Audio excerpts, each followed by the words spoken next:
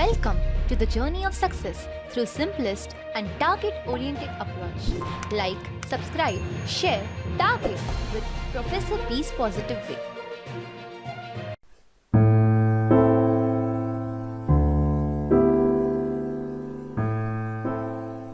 नमस्कार विद्यार्थी मित्रो, आज या सेशन्समध्ये आपण स्पर्धा परीक्षेच्या दृष्टीनं त्रिकोणाकृती संख्या किंवा या त्रिकोणाकृती संख्येलाच आपण त्रिकोणी संख्या, इंग्लिशमध्ये ट्रायंग्युलर नंबर्स असं संबोधलं जातं, त्यावर आधारित कशा पद्धतीने प्रश्न विचारले जातात ते पाहण्याचा प्रयत्न करूया.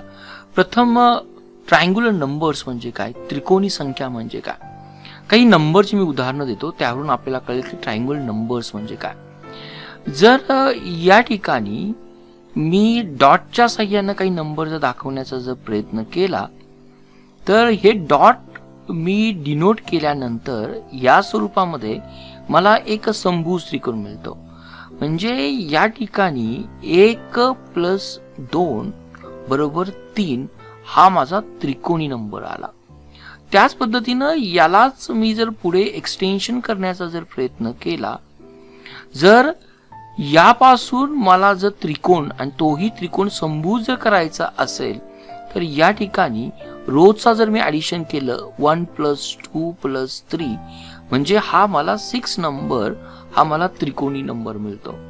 त्याच पद्धतीने जर मी पुढे याला एक्सटेन्शन करण्याचा प्रयत्न केला रोच्या भाषेमध्ये तर मला काय मिळतंय, तर ही मी रो ऍड करण्याचा प्रयत्न करतोय.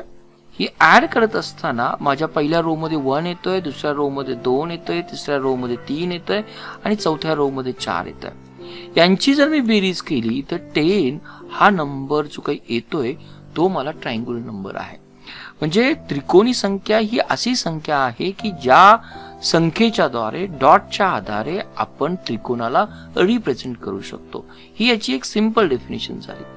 आता यालाच अनुसरून म्हणजे ज्या संख्येला आपण त्रिकोणाकृतीमध्ये दर्शविता येतो, मग आता याचं जर आपण लॉजिकली जर वापरलं तर यामध्ये डिफरन्स पहा आपल्याला 3चा दिसतोय, यामध्ये जर डिफरन्स जर पाहिला तर आपल्याला 4चा दिसतोय. म्हणजे डेफिनेटली जो काही पुढचा त्रिकोणाकृती नंबर असणार आहे तो 15 असणार आहे, कारण 5चा डिफरन्स असणार आहे. याही पुढे जर मी त्रिकोणाकृती नंबर जर फाइंड आउट करण्याचा जर प्रयत्न डॉटच्या भाषेमध्ये जर गेलो तर तो मला 21 मिळणार आहे. मी डॉट न काढता देखील नेक्स्ट त्रिकोणी नंबर या ठिकाणी काढू शकतो. जर यातलाच मी डिफरन्स जर पाहिला तर मला हा 28 नंबर मिळणार आहे. म्हणजे या पद्धतीनं आपण हे त्रिकोणी नंबर्स हे या लॉजिकली किंवा किती अंकाचा डिफरन्स आहे त्या पद्धतीने आपण हे त्रिकोणी नंबर या ठिकाणी काढू शकतो. नेक्स्ट गोष्ट, जर आपल्याला याकडे जर आणखी बारकाईने जर पाहायचं असेल तर हे नंबर किती येतात की 100च्या पुढे आपण हे इझिली काढू शकतो.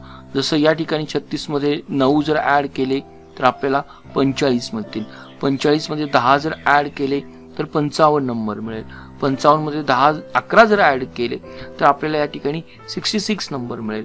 या ठिकाणी जर आपण 12 जर ऍड केले तर 78 मिळेल आणि याच्यामध्ये 13 जर ऍड केले म्हणजे 100च्या अलीकडे आपल्याला हे त्रिकोणी नंबर या मेथडनी इझिली फाइंड आउट करता येतात किंवा डॉटच्या स्वरूपामध्ये देखील काढू शकतो.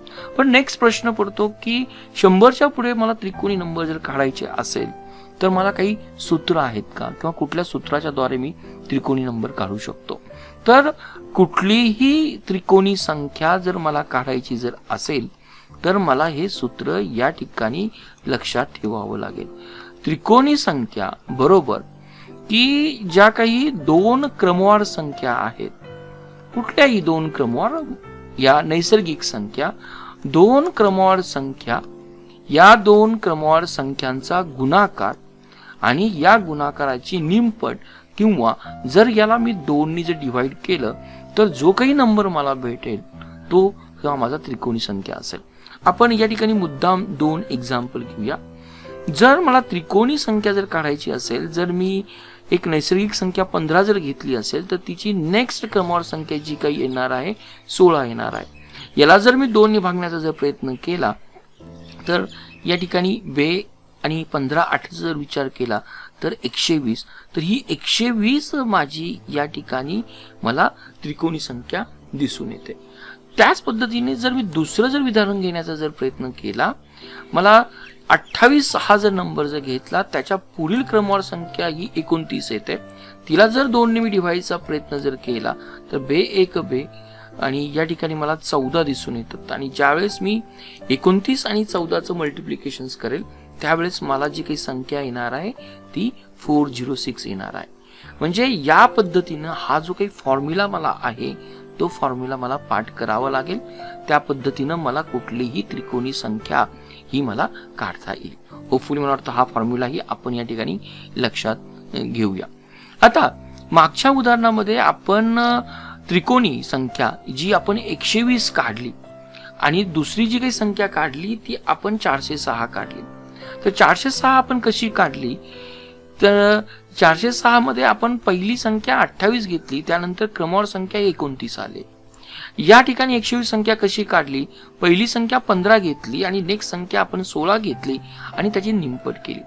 तर या उदाहरणामध्ये ज्या काही 2 क्रमवार संख्या घेतो आपण, 15 आणि 16 ही क्रमवार संख्या घेतली. तर याच पद्धतीनं या उदाहरणामध्ये आपण ज्या 2 क्रमवार संख्या घेतल्या त्यामध्ये 28 आणि 29 आहे. तर यातील 2 क्रमवार संख्येतील पहिली जी काही संख्या आहे, पहिल्या संख्येला आपण त्या त्रिकोणी संख्येचा पाया किंवा त्या त्रिकोणी संख्येचा आपण त्याला बेस असं नमूद केलं जातं. हाही जर या 2 क्रमवार संख्येमध्ये 28 ही जर पहिली संख्या जर असेल तर आपण त्या त्रिकोणी संख्येचा पाया किंवा बेस असं संबोधलं जातं. तर आपण 2 कन्सेप्ट या ठिकाणी पाहण्याचा प्रयत्न केला. एक त्रिकोणी संख्येचं सूत्र पाहिलं आणि दुसरं आपण त्रिकोणी संख्येचा पाया समजून घेतला. यावर आधारित आपल्याला स्पर्धा परीक्षेमध्ये कशा स्वरूपाचे प्रश्न येऊ शकतात ते आपण थोडक्यात पाहण्याचा प्रयत्न करूया. आता आपल्याला दिलेला आहे पाया असणारी 15 पाया असणारी त्रिकोणी संख्या काढा. मला वाटतं आपण हा मागच प्रश्न सोडवलेला आहे. मला त्रिकोणी संख्या काढायची आहे, पाया 15 आहे. 15 पाया हा पायाचा कन्सेप्ट मला समजला पाहिजे. म्हणजे ज्या काही 2 क्रमवार संख्या आहेत त्यातील पहिली संख्या ही 15 असणार आहे, हे क्रमवार संख्या आहे, म्हणजे दुसरी संख्या 16 असणार आहे. त्याची मी निमपट केली तर या ठिकाणी मला जे काही उत्तर मिळणार बे 1 बे बे 8 16 आणि 15 8 120. मुद्दा मी 15 संख्या घेतली म्हणजे आपल्याला कळालं की ही आपल्याला त्रिकोणी संख्या आहे. म्हणजे जर पायाचा कन्सेप्ट जर आपल्याला क्लिअर जर असेल तर आपल्याला ही त्रिकोणी संख्या देखील याच पद्धतीने आपल्याला इझिली काढता येऊ शकेल. मला वाटतं 28 पाया आपण असेल तर आपण मागे 6 काढला, 28 × 29 जर घेतला तर या ठिकाणी आपल्याला उत्तर निमपट केल्यानंतर जे काही उत्तर मिळतं 46 मिळतं. म्हणजे थोडक्यात आपण काय प्रयत्न करतोय तर आपला प्रयत्न हाच आहे की कशा पद्धतीनं आपण ही संख्या या ठिकाणी काढून घेतोय. अजून या ठिकाणी एक उदाहरण जर घेतलं, सपोज या ठिकाणी मी 43 हा पाया असणारी संख्या दिली, तर 43 पाया आहे म्हणजे क्रमवार संख्येतील पहिली संख्या आहे. नेक्स्ट क्रमवार संख्या काय येणार आहे 44 येणार आहे. मला त्याची निमपट करायची. त्याची जर निमपट जर करायची जर म्हटलं तर या ठिकाणी जर मी याला 2 ने जर भागितलं तर मला या ठिकाणी उत्तर हे 22 मिळतं. आणि 43 आणि 22चा जर गुणाकार जर केला 22 त्रिक 66 येतात, 22 चोक 88 येतात आणि 88 सक जर केलं तर माझी उत्तर ही 946 येते. म्हणजे केवळ सूत्राच्या साहाय्यानं आणि त्रिकोणी संख्येचा पाया जर मला माहित असेल तर हे उत्तर मी इझिली काढू शकतो. हो, आता या सेक्शन्स मध्ये आपल्याला एखादी संख्या त्रिकोणी संख्या आहे किंवा नाही ते ठरविण्याची आपल्याला पद्धती काय आहे ते आपण या ठिकाणी पाहण्याचा प्रयत्न करणार आहोत. आता त्रिकोणी संख्या, दिलेली त्रिकोणी संख्या पाहण्यासाठी फॉर एक्झाम्पल आपण अशा पद्धतीने या ठिकाणी काम करूया की आपल्याला 55 संख्या दिलेली आहे. आता या नियमानुसार त्रिकोणी संख्या आहे किंवा नाही हे पाहण्यासाठी मी जी दुप्पट करणार आहे. दुप्पट केल्यानंतर मला ही दुप्पट 110 येते.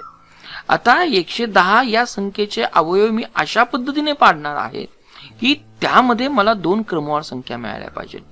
जर याला मी 2 ने डिवाइड केलं तर बे 5 10 या ठिकाणी मला 55 येतात. 5ने जर डिवाइड जर केलं तर या ठिकाणी 11 येतात आणि या ठिकाणी 11 येतात. म्हणजे 110 संख्येचे मी अवयव अशा पद्धतीने रिअरेंज करणार आहेत की मला त्या 2 क्रमवार संख्या मिळाल्या पाहिजेत. म्हणजे या ठिकाणी जर 5 दुणे 10 जर केलं तर मला ह्या 2 क्रमवार संख्या मिळतात.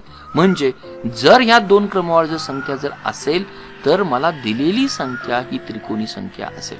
आता आपण काय केलंय, नियमाच्या आधारे जर पाहायचा, दिलेली संख्या आपल्याला 55 दिली होती, आपण तिची दुप्पट केली.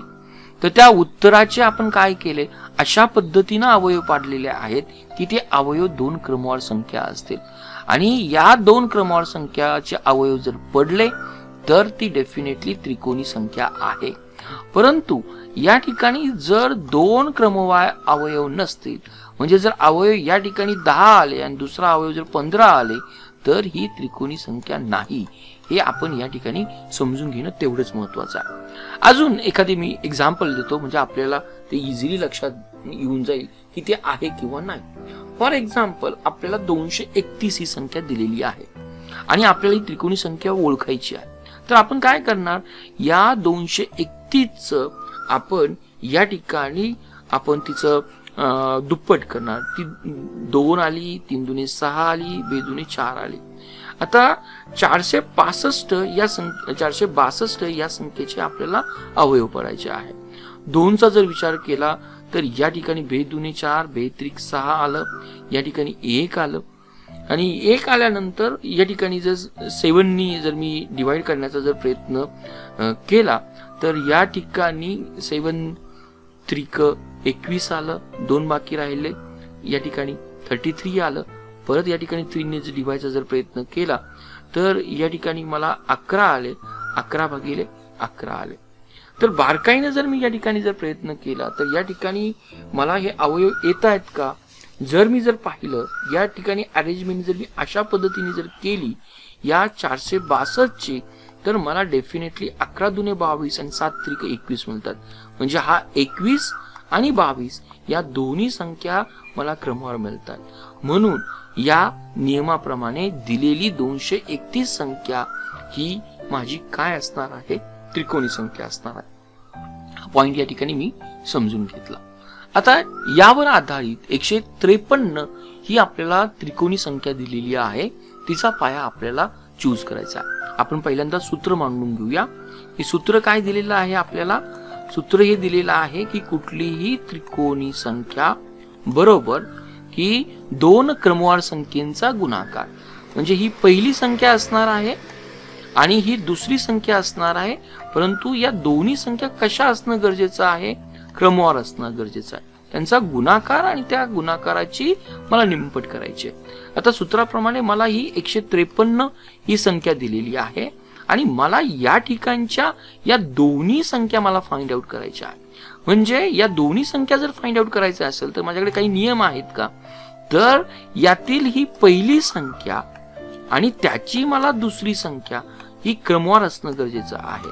म्हणजे जर या ठिकाणी मी 153 ची जर दुप्पट केली, 153 ची दुप्पट जर करत जर असेल तर मला हे 3 दुणे 6 येतात, 5 दुणे 10 येतात आणि मला हे 306 येतात. या ठिकाणी आता 306 ही जी काही संख्या आलेली आहे, या संख्येच्या अलीकडील कुठली संख्या पूर्ण वर्ग आहे ते मी शोधण्याचा प्रयत्न करणार आहे. आता पूर्ण वर्गासाठी मला इतर संख्यांचे पूर्ण वर्ग माहित असणं गरजेचं आहे. आता 306 याच्या अलीकडील पूर्ण वर्ग संख्या, जर मला या 306 मध्ये जर मी पाहण्याचा प्रयत्न केला तर या अलीकडची मला पूर्ण वर्ग संख्या ही 289 दिसते. तर या 289 जर मी वर्गमूळ जर घेण्याचा जर प्रयत्न केला तर हे वर्गमूळ मला 17 मिळतं.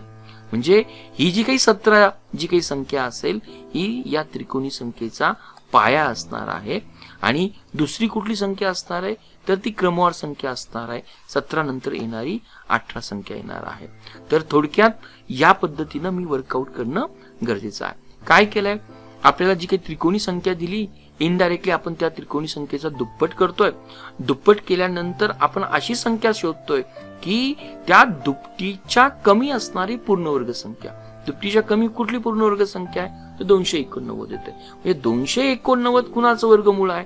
17चं वर्गमूळ आहे. म्हणून ही 17 ही संख्या या त्रिकोणी संख्येचा पाया असेल. यावर अजून आधारित आपण एक सोडवण्याचा प्रयत्न करूया, म्हणजे तुमच्या इझिली लक्षात येऊन जाईल. 231 मला संख्या दिलेली आहे.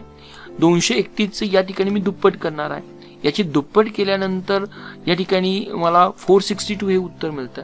आता 462 या संख्येपेक्षा कमी असणारी मला काय शोधायची आहे? पूर्णवर्ग संख्या शोधायची आहे. परत माझे जर मी चार्ट पाहिला किंवा जर तुम्ही जर पाहिलं, 21चा वर्ग घ्या, 22चा वर्ग घ्या. 21चा वर्ग 441 येतोय, 22चा वर्ग 484 येतोय. म्हणजे या ठिकाणी 462 पेक्षा कमी असणारी संख्या कुठली आहे? पूर्णवर्ग संख्या. तर 441 येते. आणि 441चा आपल्याला या ठिकाणी वर्गमूळ काय दिसतंय? तर 21 दिसतंय. म्हणजे या 231 हे जर कॅल्क्युलेशन जर करण्याचा प्रयत्न केला तर 21 ही माझी या त्रिकोणी संख्येचा पाया असेल आणि त्याची क्रमवार संख्या काय असणार आहे? 22 असणार आहे. या पद्धतीनं आपण हे त्रिकोणी संख्येचे प्रॉब्लेम्स या स्वरूपामध्ये सोडू शकतात. थोडक्यात आपल्या त्रिकोणी संख्येमध्ये एकच बेसिक फॉर्म्युला आहे. तो फॉर्म्युला 2 क्रमवार संख्येचा गुणाकार त्याची निमपट, त्रिकोणी संख्येचा पाया कुठला किंवा दिलेली संख्या त्रिकोणी संख्या आहे किंवा नाही हे पाहण्यासाठी आपण कुठली मेथड वापरतो. अवयव काढल्यानंतर अवयवाची अरेंजमेंट अशा पद्धतीने करायची की त्या अवयवामध्ये 2 क्रमवार संख्या असणं गरजेचं आहे. यावरच आधारित हे काही मी क्वेश्चन नंबर 1 तुम्हाला दिलेला आहे, तो तुम्ही सोडवण्याचा प्रयत्न करा. आणि जो काही दुसरा नंबरचा क्वेश्चन जो काही दिलेला आहे की तुम्हाला ही त्रिकोणी संख्या दिलेली आहे तिचा तुम्हाला पाया या ठिकाणी नमूद करायचा आहे. Thank you for watching Target with Professor Peace Positive Way. We request you to be a voluntary donator to become our prime and pride motivator.